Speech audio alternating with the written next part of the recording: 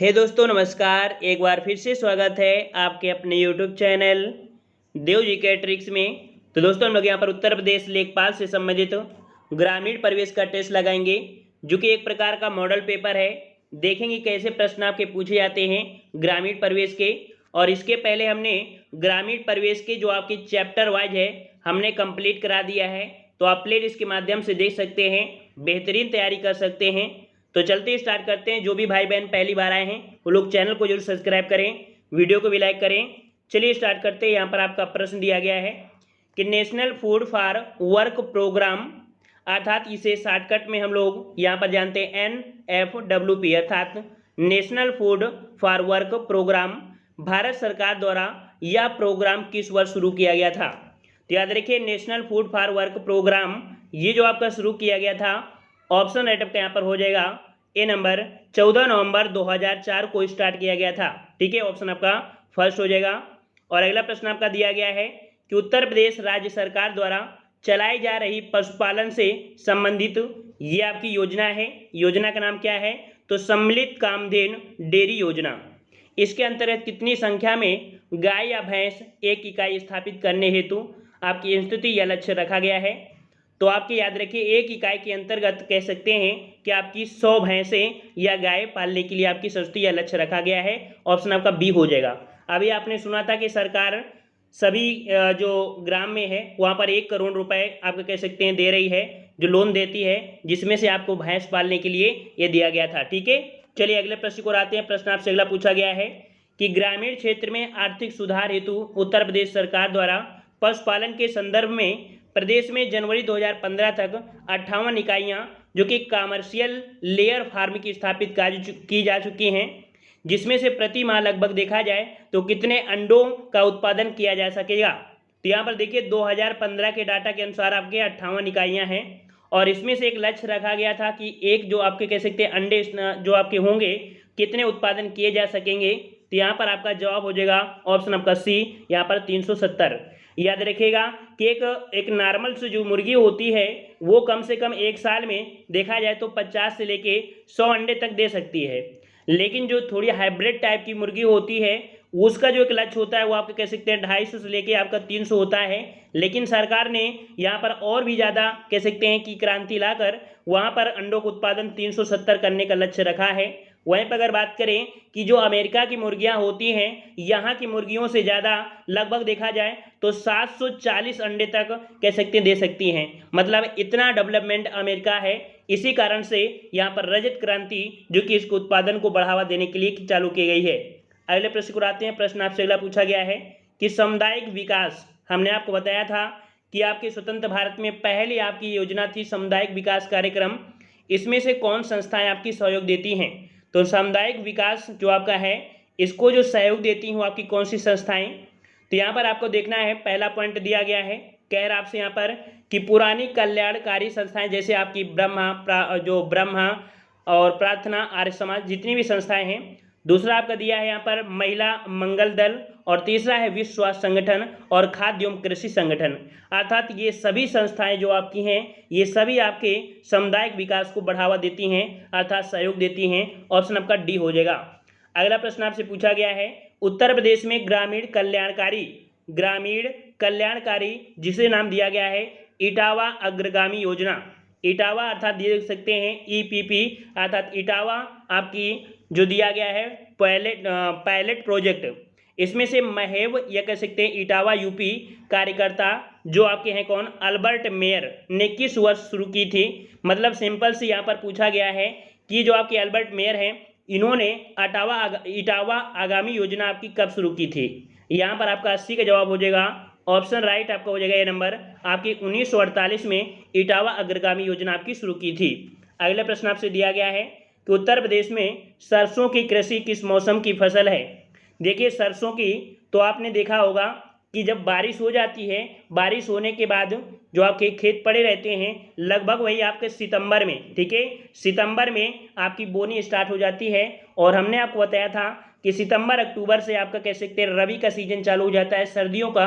तो जब सर्दियों में बोई जाती है कोई चीज़ लगभग आपके यहाँ पर सितंबर अक्टूबर में, तो आपकी रबी की फसल होती है। तो याद रखिए जो सरसों की आपकी कृषि है वो आपकी रबी की फसल है। तो ऑप्शन राइट आपका यहाँ पर 81 कौन सा हो जाएगा, आपका ए सही हो जाएगा। ठीक है, चलिए अगला प्रश्न आपका है कि कुटीर ज्योति योजना से संबंधित निम्नलिखित में से कौन सा कार्यक्रम संबंधित है। देखिए कुटीर ज्योति योजना, यहाँ पर योजनाओं से क्वेश्चन आपके ज़्यादा बनते हैं, आपको योजनाओं पर ज़्यादा फोकस करना है। ठीक है, तो कुटीर योजना से संबंधित जो आपके कार्यक्रम हैं वो आपके कौन से हैं। तो आपका पहला पॉइंट दिया है कि ग्रामीण क्षेत्रों में कुटीर उद्योगों को प्रोत्साहन देना। दूसरा आपका दिया है कि ग्रामीण क्षेत्र युवकों को रोजगार दिलाना, अर्थात यहाँ पर ए और बी दोनों आपका हो सकता है। या तीसरा देखते हैं जो चौथा है कि ग्रामीण क्षेत्रों में गरीबी रेखा से नीचे जीवन यापन करने वाले परिवारों को विद्युत उपलब्ध कराना। तो देख लीजिए यहाँ पर अगर आप देखेंगे तो आंसर आप तुरंत सी लगा देंगे, बल्कि आंसर आपका सी नहीं हो जाएगा, यहाँ पर आंसर आपका डी होगा। ठीक है, कि ग्रामीण क्षेत्रों में गरीबी रेखा से नीचे जीवन यापन करने वाले परिवारों को विद्युत उपलब्ध, यहाँ पर फोकस किसको किया गया है, आपकी विद्युत को। यहाँ पर आपको दिया है आपकी कौन सी, ज्योति। तो इससे आप समझ सकते हैं कि जो कुटीर ज्योति योजना है वो आपकी विद्युत है। ठीक है, तो इस प्रकार से यहाँ पर जवाब कौन सा हो जाएगा, डी वाला आपका सही होगा। ठीक है, अगला प्रश्न आपका दिया गया है कि उत्तर प्रदेश सरकार द्वारा वर्तमान में ग्रामीण क्षेत्रों में दुग्ध उपभोक्ताओं को उच्च गुणवत्ता के तरल दुग्ध उत्पादन उपलब्ध कराने हेतु कितने दुग्ध संलग्न केंद्र, जो कि कह सकते हैं जो बीएमसी को संख्या में विपणन हब के रूप में विकसित किया गया है। सिंपल से हमने बताया कि क्वेश्चन बहुत बड़ा होगा क्योंकि ग्रामीण से संबंधित है, लेकिन उसका अर्थ आपका छोटा ही होगा। दिया गया है कि दुग्ध संलग्न केंद्रों की जो आपकी स्थापना हुई है वर्तमान में देखा जाए तो लगभग आपकी कितनी हो चुकी है। तो यहाँ पर 83 का ऑप्शन राइट आपका कौन सा हो जाएगा। तो यहाँ पर आपका लगभग आपके यहाँ पर देखा जाए कि 270 स्तर के करीब पहुँच गई है। तो आपका जवाब कौन सा हो जाएगा, सी नंबर आपका हो जाएगा। ठीक है, 83 का ऑप्शन कौन सा, सी आपका हो जाएगा। अगला प्रश्न आपका दिया गया है उत्तर प्रदेश में निम्नलिखित में से किस प्रकार के फलों का उत्पादन होता है। उत्तर प्रदेश में किस प्रकार के फसल, तो देखिए शीतोष्ण यहाँ पर दिया है, शुष्क दिया है, शीतोष्ण दिया है और उष्ण दिया है। तो देखिए जैसे आपका तरबूज आता है, या आप कह सकते हैं जो आपका कह सकते हैं खरबूजा भी बोलते हैं, आम जो होता है और अंगूर होते हैं, ये सब कब आते हैं, गर्मियों में आते हैं ना। जब गर्मियों में आते हैं तो आपकी गर्मी वाला कौन सा होगा, तो आपका उष्ण जलवायु वाले आपके हैं। तो ऑप्शन आपका डी हो जाएगा, उष्ण जलवायु। ठीक है, अगले प्रश्न को बढ़ते हैं। प्रश्न आपसे अगला पूछा गया है कि कृषि में जैविक खेती के प्रोत्साहन हेतु कौन से प्रमुख जैविक उर्वरक, जिन्हें यहाँ पर हम कह सकते हैं कि बायो फर्टिलाइजर प्रयोग किए जा रहे हैं, जिनमें से फसल उत्पादन में वृद्धि हो रही है। तो देखिए वर्तमान में देखा जाए तो फसल में आपकी जैविक खाद का प्रयोग किया जाता है, और ये जो जैविक खाद होती है उनमें से कह सकते हैं जो आपकी यहाँ पर जो दिया गया है पहला पॉइंट आपका एजोटोबैक्टर, और आपका दिया है फास्फेटिका, और तीसरा दिया है राइजोबियम, एजोस्पारिलम, नील हरित शैवाल और एजोलाफर्न। ये जितने भी हैं सभी प्रकार के आपके कह सकते हैं प्रयोग किए जा रहे हैं। ये आपके कह सकते हैं जैव उर्वरक, आपके कह सकते हैं बायो फर्टिलाइजर हैं जो आपकी कृषि को बढ़ावा दे रहे हैं। तो इस प्रकार से जितने भी आपके हैं सभी यहाँ पर हो जाएगा, ऑप्शन आपका डी हो जाएगा। अगला प्रश्न आपका दिया गया है कि एजोटोबैक्टर, जो कि यहाँ पर कह सकते हैं नत्रजन दिया गया है अर्थात नाइट्रोजन, प्लस आपके यहाँ पर बैक्टीरिया के फसलों में प्रयोग से लगभग देखा जाए तो 10 से 20% उत्पादन में वृद्धि होती है। साथ ही देखा जाए तो प्रति हेक्टेयर औसत कितने किलोग्राम की बचत होती है। तो देखिए मतलब कह रहा है कि 10 से 20% उत्पादन में वृद्धि हो रही है, और देखा जाए तो प्रति हेक्टेयर औसत कितनों किलोग्राम की बचत होगी। तो यहाँ पर जो आपकी नाइट्रोजन की बात कह रहा है, कितने किलोग्राम नाइट्रोजन की बचत होगी आपकी इसके प्रयोग से, किसके प्रयोग से, ये जो आपको दिया गया है एजोटोबैक्टर या कह सकते हैं नाइट्रोजन, जिसे नत्रजन बोलते हैं। तो जवाब आपका 86 का हो जाएगा, सी नंबर आपके यहाँ पर कह सकते हैं 20 से 30 किलोग्राम नाइट्रोजन, ऑप्शन आपके यहाँ पर सी हो जाएगा। अगला प्रश्न आपका दिया गया है कि नील हरित शैवाल पानी में रहने वाली काई, देखते हैं ना कि कोई भी आप देखें पानी जहाँ ज़्यादा भरा होता है तो वहाँ पर काई लग जाती है ना, वही आपकी दिया गया है कि यहाँ पर जो पानी में रहने वाली काई का प्रयोग नत्रजन स्थिरीकरण करके किस फसल के पौधों को नाइट्रोजन प्रदान करती है। अगर आप कभी धान के खेत में गए हों, तो आप देखते हैं कि उसमें पानी भरा ही रहता है, और पानी भरा रहता है तो उसकी ज़मीन आपको हरी हरी दिखती है क्योंकि वहाँ पर काई लग जाती है, और वही काई इसको फायदा करती है क्योंकि वो नाइट्रोजन प्रदान करती है। तो इस प्रकार से ऑप्शन आपका ए हो जाएगा। अगला प्रश्न आपका दिया है कि ओजोला फर्न में पाए जाने वाले सूक्ष्म जीवाणु वायुमंडलीय नाइट्रोजन का यौगिकरण किस फसल में करते हैं। तो यहाँ पर देखिए सूक्ष्म जीवाणु हैं और वायुमंडलीय नाइट्रोजन को यौगिकरण करने में ये फसल में जो फायदा देते हैं ये आपके कौन से, तो सिंपल सी बात हो जाएगा आपके किसमें, आपके धान में ही होते हैं। हमने बताया कि जो नील हरित शैवाल होते हैं वो आपकी वायुमंडलीय से नाइट्रोजन लेते हैं, आपके जो सूर्य का प्रकाश होता है उससे नाइट्रोजन बनाते हैं, और इस प्रकार से ऑप्शन आपका सी हो जाएगा धान। अगला प्रश्न आपका है कि राइजोबियम का प्रयोग दलहनी फसलों में बीज शोधन हेतु 200 ग्राम का एक पैकेट प्लस 500 मिलीलीटर पानी और यहाँ पर कह सकते हैं 50 ग्राम गुड़ का घोल बनाकर कितने किलोग्राम बीज के उपचार हेतु पर्याप्त या कह सकते हैं पर्याप्त होता है। देखो कितना कितना इसमें से मिलाया गया है, 200 ग्राम एक पैकेट में एक पैकेट हो, ठीक है, 500 मिलीलीटर मतलब पानी उसमें होना चाहिए और 50 ग्राम गुड़ होगा, ठीक है। ये जो घोल है इस घोल को बनाओ और बनाने के बाद देखा जाए तो कितने किलोग्राम बीज के उपचार हेतु पर्याप्त होगा।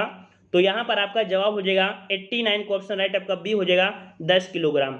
देखिए प्रश्न आपको समझने में दिक्कत आ रही है, यहाँ पर जो आपका दिया है क्या, राइजोबियम, ठीक है, राइजोबियम है, इसका जो प्रयोग होता है दलहनी फसलों में किया जाता है और इसकी रक्षा के लिए या कह सकते हैं इसमें से आपके जो बैक्टीरिया या कह सकते हैं जो भी कीड़े न लगें इन बीजों में, इस कारण से ये प्रक्रिया अपनाई जाती है जो आपकी दी गई है कि इतनी अगर हम डालेंगे तो 10 किलोग्राम हम लोग यहाँ पर कह सकते हैं बीज को सुरक्षित बचा पाएंगे, ठीक है। तो ऑप्शन आपका यहाँ पर बी हो जाएगा। अगला प्रश्न दिया है कि जैव उर्वरकों के खेती फसलों में प्रयोग से क्या लाभ मिलता है। अगर हम खेती में जैव उर्वरक का प्रयोग करते हैं तो हमें फ़ायदा क्या मिलेगा, फ़ायदा क्या मिलेगा, तो यहाँ पर आपका जवाब क्या हो जाएगा। तो देखिए पहला पॉइंट है कि पौधों को पोषण तत्व जैसे कि नाइट्रोजन, फास्फोरस ये उपलब्ध होंगे। दूसरा है कि रसायन उर्वरकों की बचत होगी, ये भी सही है।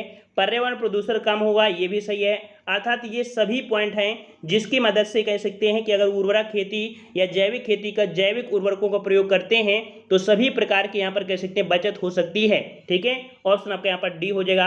अगला प्रश्न आपका है कि इंदिरा आवास योजना के अंतर्गत आवंटित निधियों का कितने प्रतिशत अल्पसंख्यक समुदायों के लाभार्थियों के लिए निर्धारित किया गया है।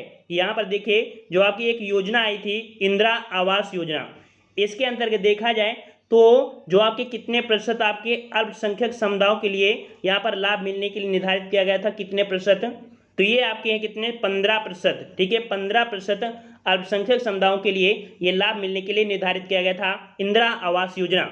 आप देखते होंगे कि गांव में इंदिरा आवास योजना के तहत उनको घर मिलते हैं, ठीक है, पैसे मिल जाते हैं, वो बनवाते हैं, ठीक है।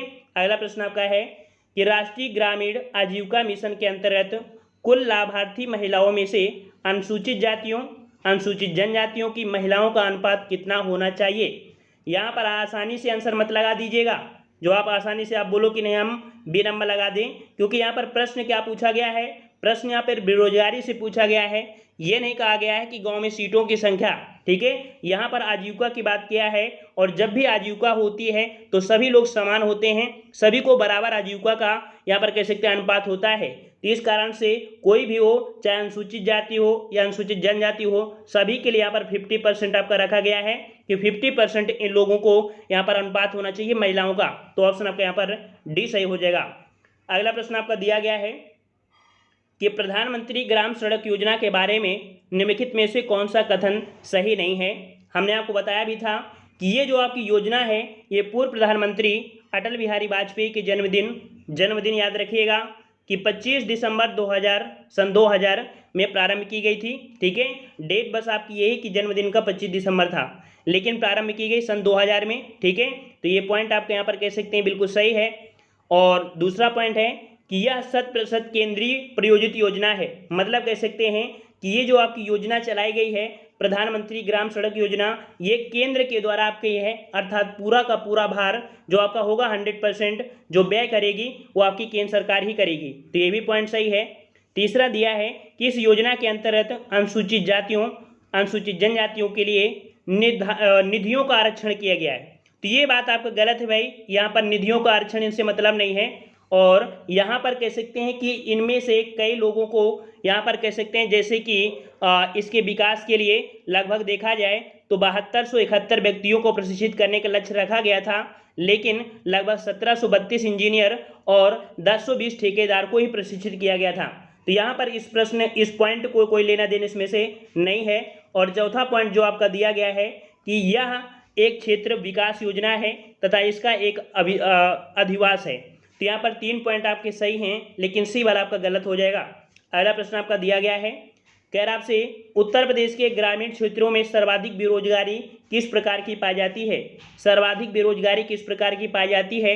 हमने आपको कई बार बताया है कि गांव में क्या होते हैं, एक परिवार है, मान लो गांव में देखा जाए तो लगभग देखा जाए तो 1 से 2 हेक्टेयर तक खेती होती है ना, 1 से 2 हेक्टेयर तक खेती होती है।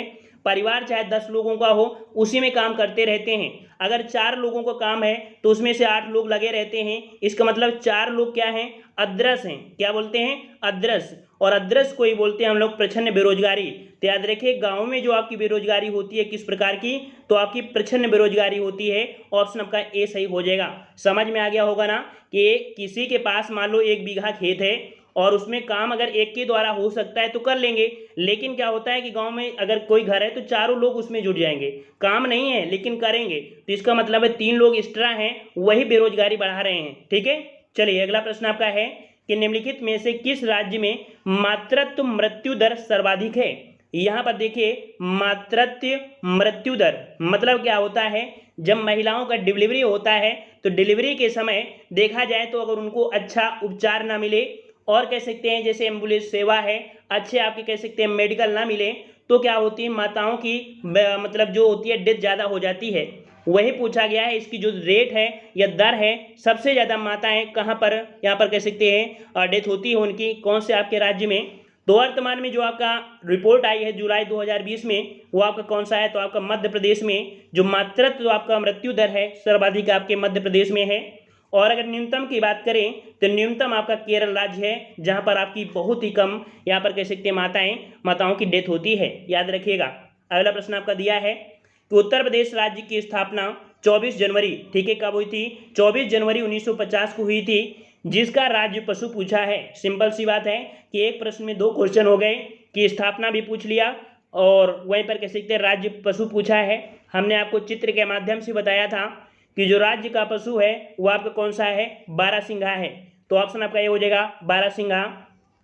और अगला प्रश्न आपका है, उत्तर प्रदेश राज्य का राज्य पक्षी, उत्तर प्रदेश राज्य का राज्य पक्षी आपका कौन सा है, तो स्टेट बर्ड आपका कौन सा हो जाएगा, सारस या कह सकते हैं क्रेन हो जाएगा। वैसे आपका देखा जाए तो आपका कौन सा हो जाएगा, ए नंबर आपका हो जाएगा सारस। ठीक है, अगला प्रश्न आपका दिया है कि किसे जंगल की आग कहा जाता है जिसका फूल लाल पीले रंग का होता है। हमने आपको बताया था कि ये जो आपका फूल होता है जंगल में अगर आप देखेंगे तो काफ़ी बड़ा फूल होता है, ठीक है, बहुत बड़ा फूल होता है। और देखा जाए तो ये लाल लगभग होता है, जैसे कि आग की लपटें उठ रही हों, तो इस कारण से जंगल की आग कहते हैं। ये जो आपका है आपके उत्तर प्रदेश का जो आपका पुष्प है राजकीय पुष्प, उसे हम बोलते हैं पलाश, या इसे ब्यूटिया बोलते हैं, या इसे ढाक भी बोलते हैं। याद रखिए, ये नाम भी रट लीजिएगा कि जो आपका उत्तर प्रदेश का राज्य पुष्प है वो आपका पलाश है। पलाश का और भी नाम आपका कौन है, ढाक का फूल, ये भी आपका हो जाएगा, ऑप्शन आपका ए हो जाएगा। ठीक है, अगला प्रश्न आपका है कि ग्रामीण क्षेत्रों में मलेरिया जो कि प्लाज्मोडियम नामक प्रोटोजोआ परजीवी का वाहक होता है। मलेरिया जो आपको फैलता है वो आपका कौन सा, तो यहाँ पर देखिए मलेरिया जो आपका दिया है, मलेरिया प्लाज्मोडियम नामक एक प्रोटोजोआ है जिसके माध्यम से यहाँ पर कह सकते हैं कि ये मलेरिया रोग आपका फैलता है। और इसका जो वाहक होता है, ये आपका वाहक कौन होता है, तो मच्छर होते हैं। ठीक है, मच्छर होते हैं ना, तो ऑप्शन आपका बी हो जाएगा। और उसमें भी आपके मच्छर होते हैं जो हमने बताया था, मादा एनोफिलीज। सभी मच्छर आपको नहीं काटते हैं, सिर्फ आपके जो मादा मच्छर होती हैं वही काटती हैं। ठीक है, तो इस प्रकार से मादा एनोफिलीज मच्छर जो आपके होते हैं ये आपके कह सकते हैं वाहक कार्य करते हैं। और अगला प्रश्न आपका है कि उत्तर प्रदेश के समृद्ध हस्तशिल्प क्षेत्र के समग्र विकास हेतु प्रदेश सरकार द्वारा प्रथम यहाँ पर उत्तर प्रदेश हस्तशिल्प प्रोत्साहन नीति आपकी सरकार द्वारा जो जारी की गई है ताकि ग्राम विकास में मदद मिले।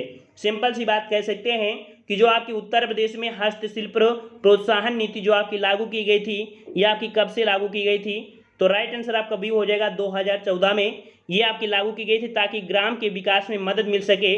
जो आप देखते हैं कि हाथों से कुछ काम हो सकते हैं तो उनको यहाँ पर कर सकते हैं, तो यहाँ पर आपका हो जाएगा बी नंबर। ठीक है, तो इस प्रकार से देखिए कि प्रश्नों का जो आपका लेवल है थोड़ा सा हाई रहेगा, क्योंकि 2015 में जो पेपर हुआ था उसके अकॉर्डिंग जो आपका 5 साल आपका गैपिंग आपका लगभग हो रहा है, तो उसमें से आपका प्रश्नों का लेवल आपको हाई आएगा।